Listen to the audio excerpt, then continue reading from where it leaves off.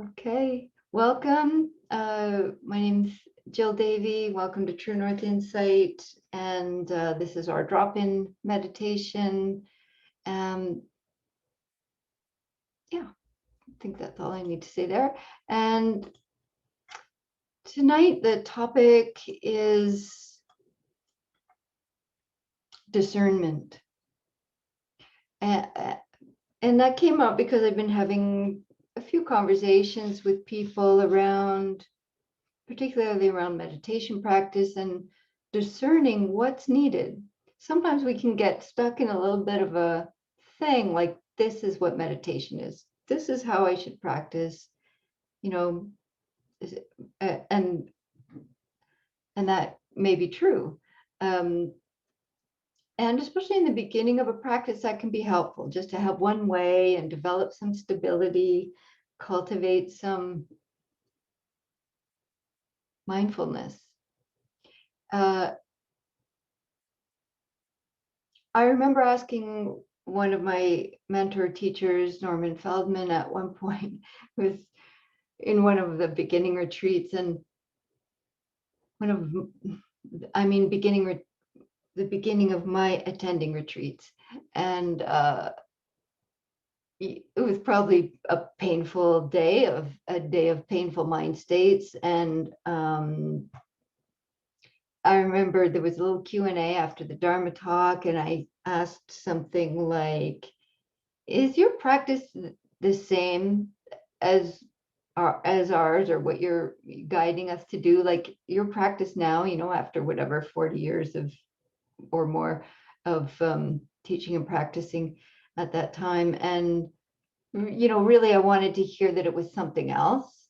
It was hidden in the question. It's like, you get to do something else, right? Like it must be better than this, or do you just keep dealing with these hindrances and coming back to the breath and dealing with all these painful mind states and all that stuff? I really wanted, hidden in my question was like, tell me it's different than this. And I'm careful about quoting teachers when I haven't written it down, because time and memory are highly unreliable in this being anyways. And but what I took from his response was the discernment. He said, yeah, it's the same, uh, but and there's more knowing of what's needed when. And I found that super helpful. Oh, wow. There was something about the more experience, the more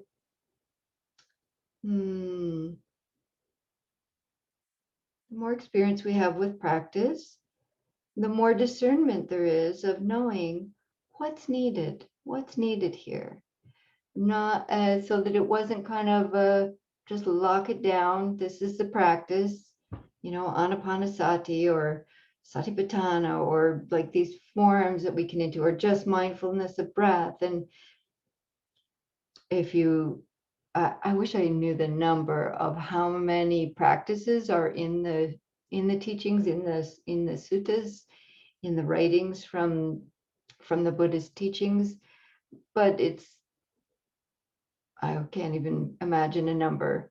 There's many, many, many ways into the practice of awakening. Many, many, many. I mean, even just in the first foundation of mindfulness of body, there's like 36 or something just in mindfulness of body. It's incredible. And then there's 4 foundations. There's many ways. So we can get a little bit hung up on mindfulness in our culture these days. It's such an overused term, really bandied about, that mindfulness is all that's needed. Mindfulness is a thing. I practice mindfulness, and mindfulness is not enough. Mindfulness is essential. It is that mindfulness is the the bare knowing, the just knowing of what's happening in our relationship with the world, with each moment through these 6 sense doors. So in these teachings, there's the usual 5 sense doors. They're called sense doors, but meaning eye, ear, nose, mouth, skin, or touch, sensation, eye, ear, nose, mouth, skin. Yeah. And the mind is also considered a sense door. And so through these 6 sense doors, this is how we know the world. Even if some of your sense doors are impaired or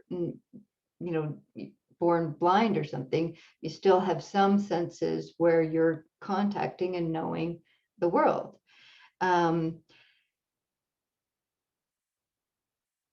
so that's mindfulness, is that bare knowing moment by moment what's arising in the thoughts, the smells, the sights, the sounds, touch, etc.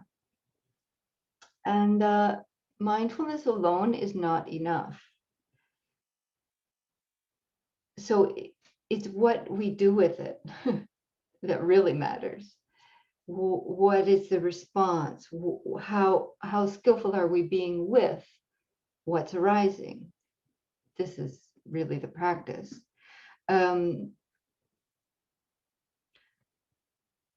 Yeah. So I could talk more about mindfulness, but I want to get to the difference between, so this topic of discernment, to be able to know what's needed, what is the response, what is a skillful, wise response to what's arising. And how do we know the difference between that and our usual desires? Because as you may have noticed, we tend to run towards our desires and away from our aversions.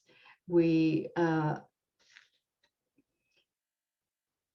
tend to proliferate in our mind states. This is called papancha, where I don't know how else to describe it besides mind states proliferating or and so how do we know what is a skillful discernment of what's needed and what is just preference? What is actually fueling more delusion? What is actually like, well, this is what I'd like to do, or I don't really want to do this right now. So this is a kind of a tricky place of really being able to know what is a skillful and appropriate response. This can be in daily life or in our formal practice. So some differences that I was reflecting on today around discernment or more proliferation, papancha, fueling unskillful states of mind and body, and what the differences are. So for one thing, this papancha, I just am using that word because I can't think of another one, proliferation, or like monkey mind, it's sometimes called, or hamster on a wheel kind of mind, it has a speed to it, is fast. It has movement to it. We're like pinging from here to, well, I could do this, or I could do that, or should I do that? Well, maybe, why don't I? No, let's not even bother. That's like, you can tell in that it's just ping, ping, ping. There's a lot of doubt, confusion, preferences, aversions. The hindrances are just ripe in there. Has a lot of movement to it, a lot of dualism, kind of like this or that. I could do this or that. And with this state of body and mind, there's reactivity. We're reacting to whatever's showing up and being aversion or wanting, or rather than responding skillfully. It's a reactivity. So it has a quickness to it, and it has aversion often, or desire. And as I mentioned, proliferates. It kind of keeps feeding itself. It also has a flavor of delusion. There's a lot of confusion and not knowing it with this. It's like, I don't know what to do, and it's not seeing clearly. This is delusion, not seeing clearly the nature of things. There's no penetrating wisdom or insight to see clearly what's happening. It's just, I don't know, I don't know.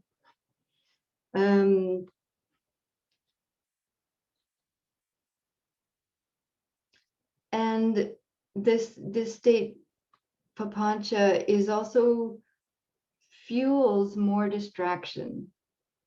It's not conducive to settling, to stilling, to calming, to mindfulness.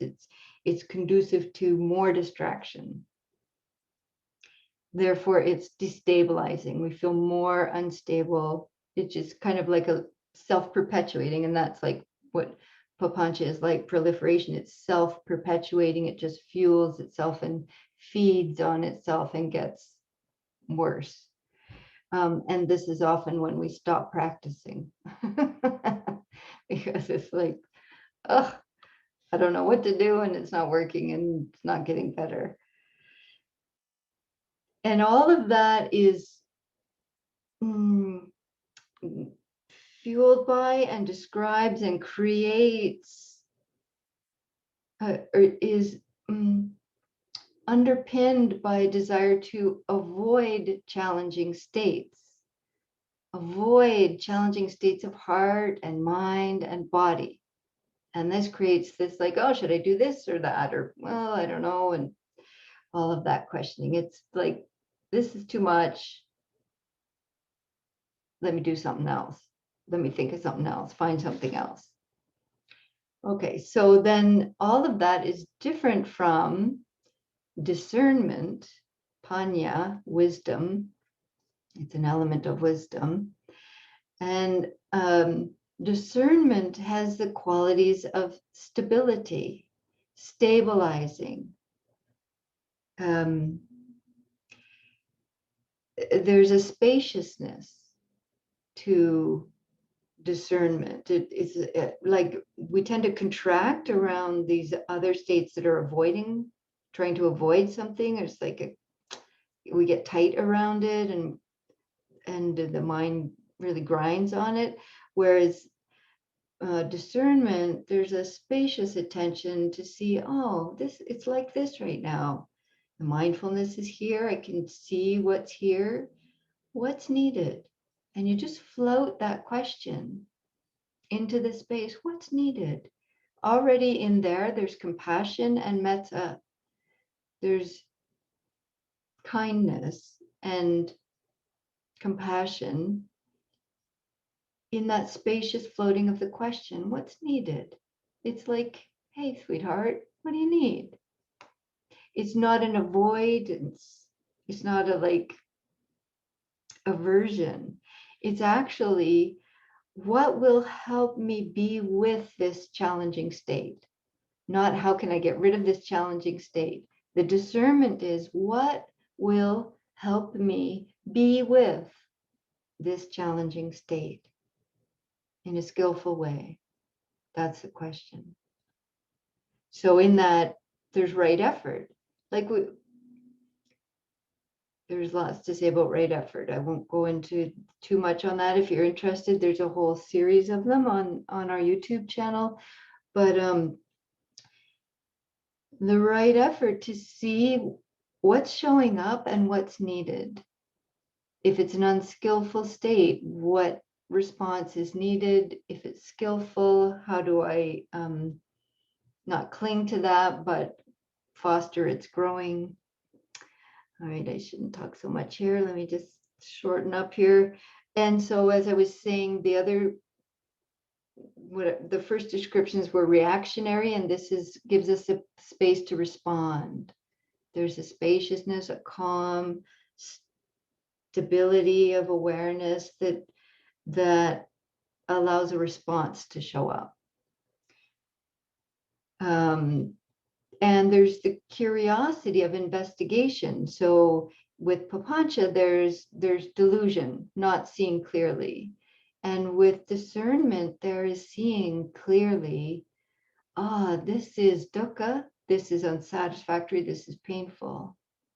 We can see the three characteristics of this is conditioned, it's impermanent, it's arising and passing, and it's unsatisfactory. So this is ways that we can know, am I in discernment or avoidance or papancha?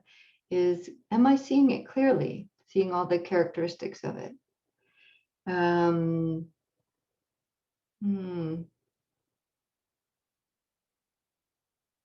And it fuels more mindfulness. It's conducive to mindfulness. So it has to, all of these, this is starting with mindfulness. Oh, what's here right now? What's showing up in the heart, the mind, the body, and the sense doors. So this is the mindfulness. And discernment fuels and feeds more mindfulness. Whereas the other states, less mindfulness. It's like, I don't really know, and now I'm on to something else, and there isn't really clear seeing there. So these two qualities of mindfulness and discernment could be phrased as what is the reality right now and what is needed. And this tricky place of like, am I just fueling more avoidance or desire or fueling more doubt, or am I really responding with kind attention, curiosity, investigation? What is the skillful response? So before the recording started, we had some conversation in the Zoom before about what may be showing up for some people sometimes that is needing some discernment around what's the skillful way to respond to this. And one of the common things that some shared that we all experience sometimes, and maybe more so now as this continuation of lockdown or different stages of opening or more physical isolation from community and work and friends, etc. It can be boredom is a short way to say this, of boredom with our work, boredom with ourselves, which may be the root of it, boredom with our practice, like if we're just like using a breath meditation, like, done that, pretty sure I'm breathing, aware of breathing, I can be with that, be interested in that for a few minutes or a good number of minutes, and then at some point it's like, oh Lord, really? I'm out of here. And so if that's showing up for us, to look more closely, first of all. So already there's the mindfulness there. There's a clear recognition of like, there's aversion here. I don't want to do this anymore. I'm bored. And then look more closely. Okay, what's really going on? Is there investigation? Are we really paying attention to the breath? There's a story in, I think it's in Breath by Breath, maybe, by Larry Rosenberg and David Guy, might be in this book. And there's a little story of somebody who comes to a teacher and says, okay, I've got that. I've done that. Got it. What else? What else you got for me? I'm a little bored with this breathing meditation. I got it. Give me something else. I'm ready. And the teacher comes around behind them or asks them to hold their nose and cover their mouth or close their mouth and just leave it. until eventually they cannot anymore. The natural response of the body is like, I need to breathe. And then, they open the nose and mouth and take this huge breath. And the teacher asked, was that boring? Was that breath boring? So what does it mean to really wake up to whatever the anchor is? It doesn't have to be breath. Walking is like walking meditation feel boring to you. We could go on listing the ways of practicing or eating or seeing, smelling, just being alive. Has it become boring? And are we really paying attention? Are we really awake to it?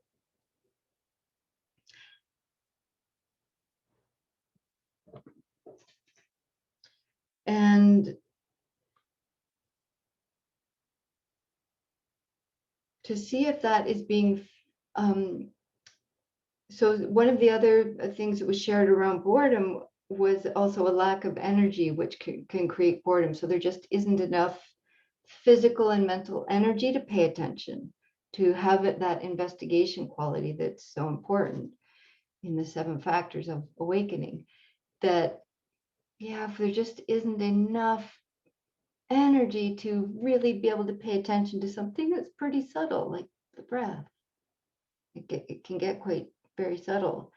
And so there needs to be the body needs to have rested. The body and the mind needs a certain amount of sleep and nutrition. And if we don't have, these are called prerequisites for practice. They're prerequisites, meaning they're needed to practice.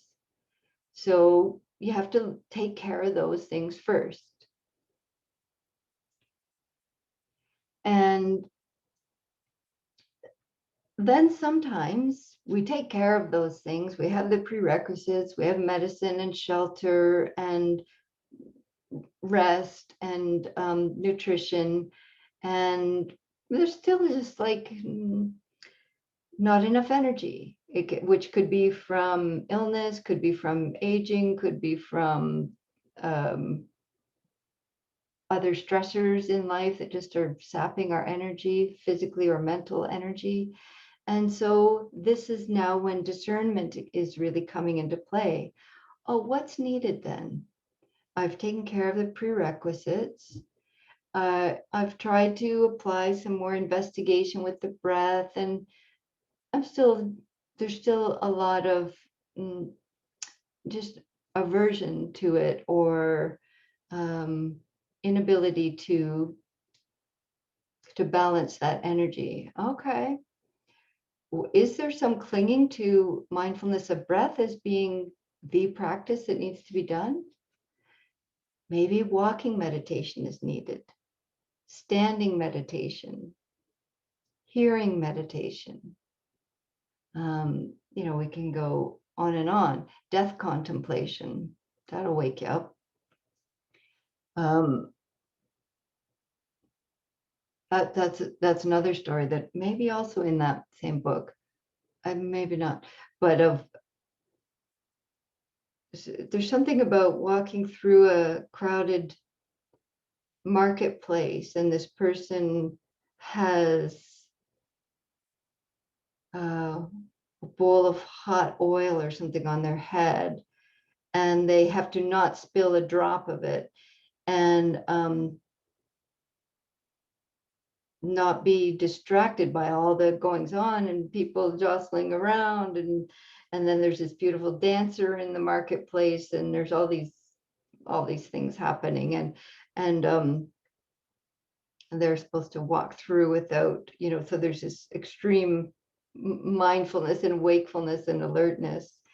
So there's lots of stories. There's another one about, this one's too grim, so I won't share that one, but it's there's lots of different ways to really create some wakefulness in our attention. So to not get stuck on one practice as being the way that I always have to do. What's really needed? Do I need a compassion practice or metta practice or forgiveness or like one of the Brahma Vihara, divine abodes? There's just many, many ways to practice. Do I need to practice outside as we did last week for a little while? Yeah, this is the discernment piece. And also within a practice, so maybe we are staying with like open awareness, choiceless awareness, or I'll just stay with mindfulness of breath. Within mindfulness of breathing, discernment is still needed there. We can inquire and really discern which part of the breath is the dullness sliding in on, which part of each cycle of breath is the attention slipping away? Where is the boredom arising in one breath? That's really interesting. And then if we can be with that question, it's already brought the investigation, the curiosity, then there could be a response. Okay, so if I notice my mind starts to float away, I'll just say at the top, it's not like there's a right answer to this, right? It's just about the curiosity. If my attention starts to float away at the top of the inhale, then I can really brighten my attention right there and see if or, at the end of the exhale, do I start to just fall into sleepiness or doziness in there? Okay, shine a bit more light there, more mindfulness, curiosity, wake up to that part of the breath. So even within one practice, we can bring lots of discernment, lots of, what's really needed right here to be more skillful with this. Okay. So let's practice. Let's have a little practice here. And understanding if you came into the Zoom, because we chatted for a while before we went to the recording, if this is going over time for you, like it says on the thing 7:30 to 8:30, and some people are like, what, you went on so long. I understand, and if you need to log out, that's okay. The recording will be up on YouTube later. Yeah, been on a bit long tonight. Okay, so right here is where the discernment starts. What practice is needed for you tonight? If there's a lot of sleepiness or drowsiness in your energy, in your body or mind, maybe standing meditation is helpful for you tonight. If you can't feel much sensation in your body, standing is another helpful practice that can bring a lot of energy or sensations to the body. If there's a lot of pain in the body that interferes with your mindfulness, laying down, reclining meditation might be helpful.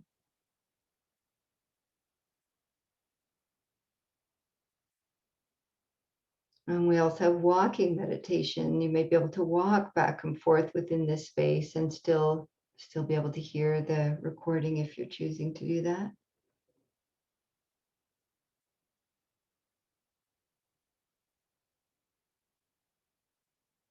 So we're choosing the posture that's most supportive for what's showing up for you right now.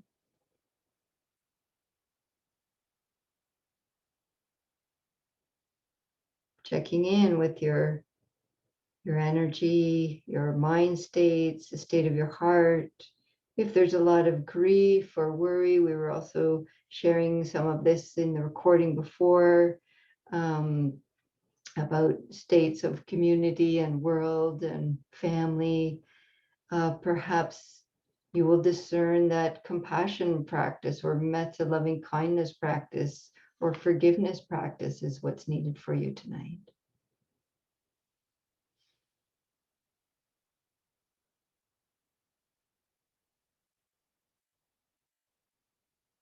So in these next few moments of silence, see if you can just practice meeting yourself right now. How is it? How am I? What's here in the body, in the mind, in the heart, in the energy?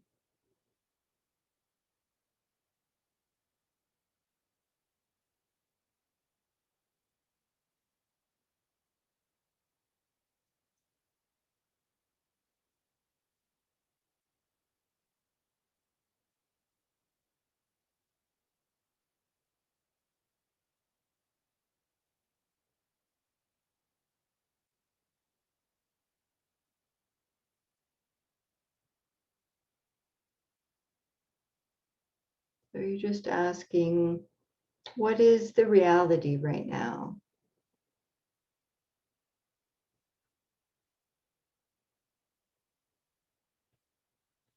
How are you?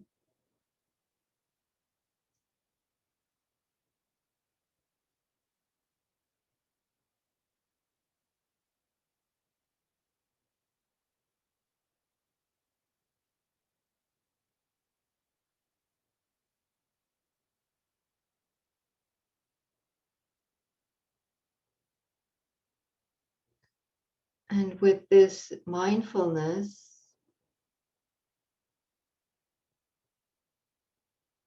we invite stability and spaciousness.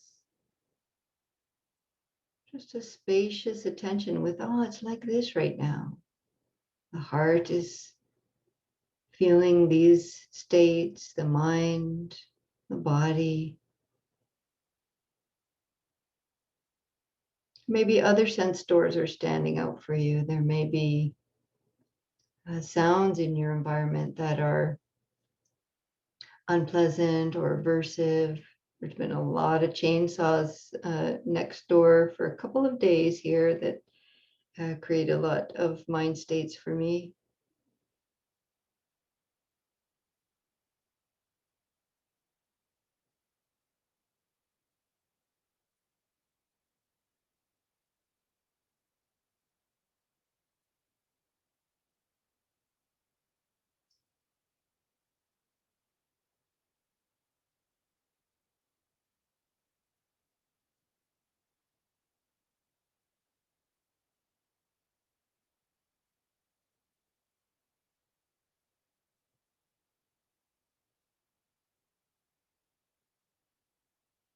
So, with this spacious, mindful attention to how things are for you tonight, they aren't always this way. Right now, what is needed?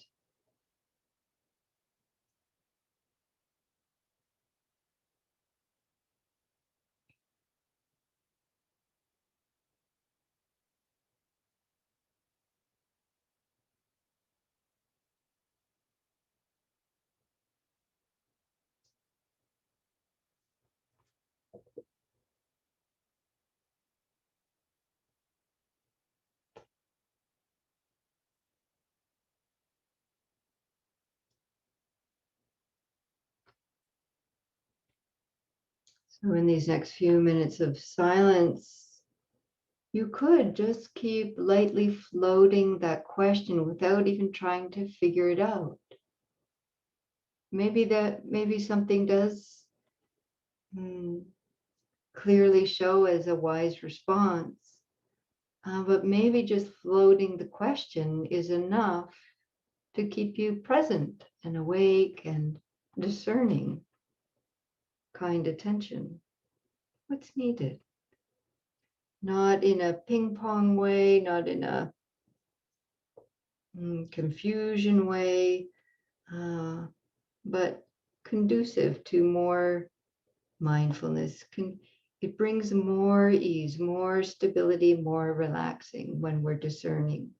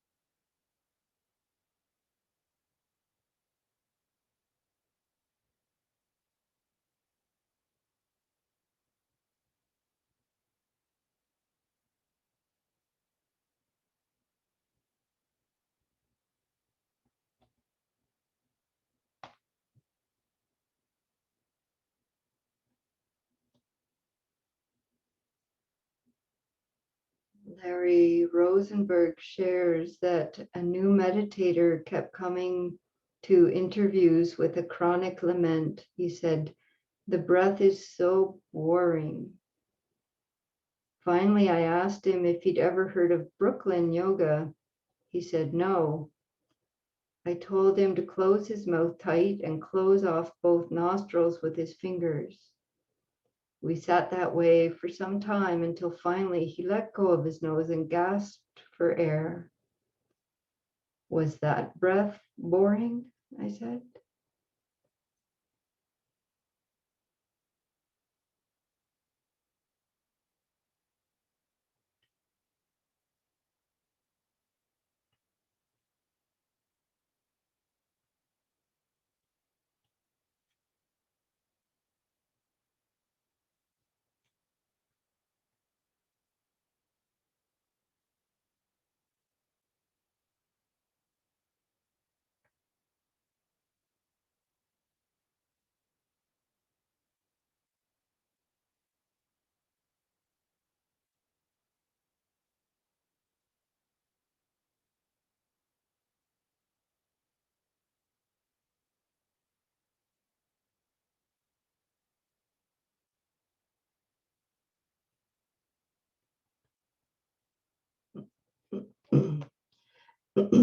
And with whatever way we're practicing tonight or today, whenever you're practicing with this, to see if the three characteristics can be known. Whatever anchor you're paying attention to,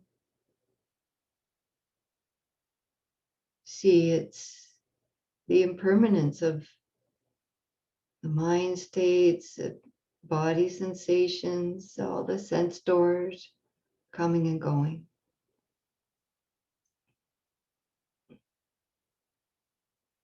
They're coming and going because they're conditioned by infinite other factors, conditions.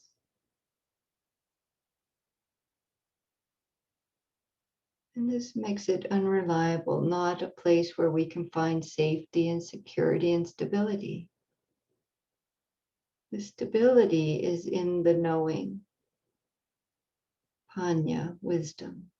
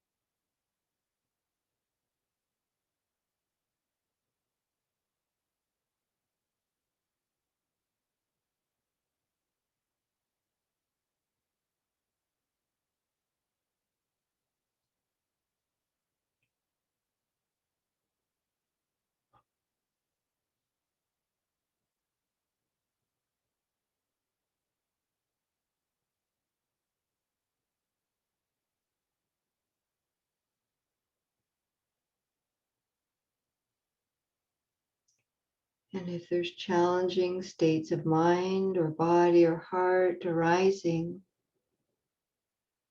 not fueling that with more doubt or papancha of trying to fix it to get rid of it, but the discernment, what will help me be with this challenging state?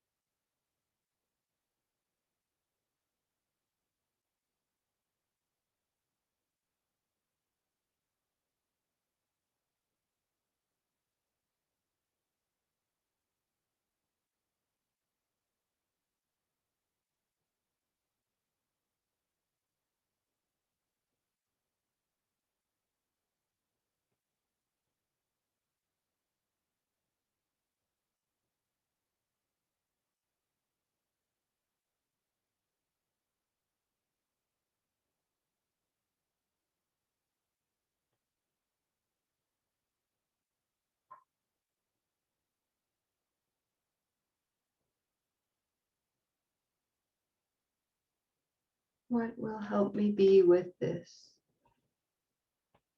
Do I need to bring in some Brahma Vihara, some friendliness meditation or compassion meditation? Or just more investigation for some energy?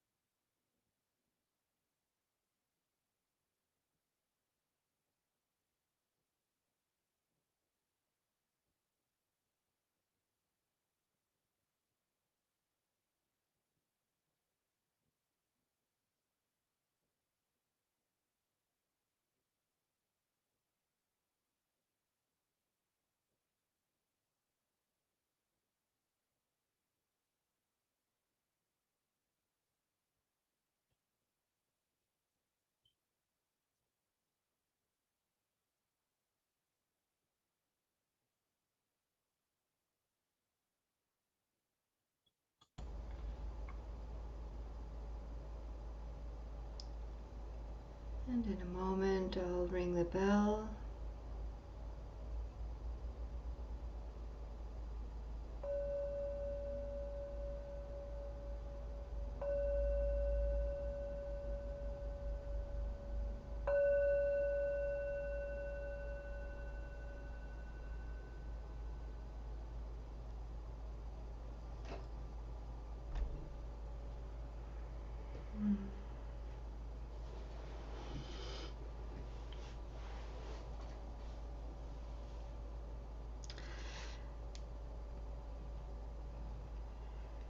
As we were talking earlier, around sometimes we shorten our practice from what we've been practicing, and that can be so complex. And then there's all these layers of should I, shouldn't I, what's happening, and or remorse or whatever comes up, and sometimes that is the right discernment. Sometimes I support people in, yeah, drop it, back it right up, sit for 10 minutes, and then see how frustrating that is. You just start to settle at 10 minutes. You just feel just a little bit of your body and mind starting to slow down, settle down, pay attention, just like a little bit. And then the bell goes off and you're like, oh well. That's helpful to feel again and to remember that again. And so then you have the understanding, oh yeah, 15 minutes. Oh yeah, okay, 20 minutes. And so, maybe it's helpful to back it right up and begin again and remember why. Why are you sitting 45 minutes? Is it because somebody said to? what is it about 45 minutes that's helpful for you? Is it helpful still? What's needed? So these are good questions, and to do it in this spacious, curious, discerning, right effort responding way is different than reacting to like aversion or boredom or whatever. Yeah. Okay, so for those who have joined us on the YouTube or Dharma Seed, thank you for tuning in. And there's I'll put a link down below to this book I referenced, Breath by Breath, Larry Rosenberg, The Liberating Practice of Insight Meditation. It's a great book. And there's also a link there to offer support for me to continue offering Dharma if you're able to. Thank you for joining us.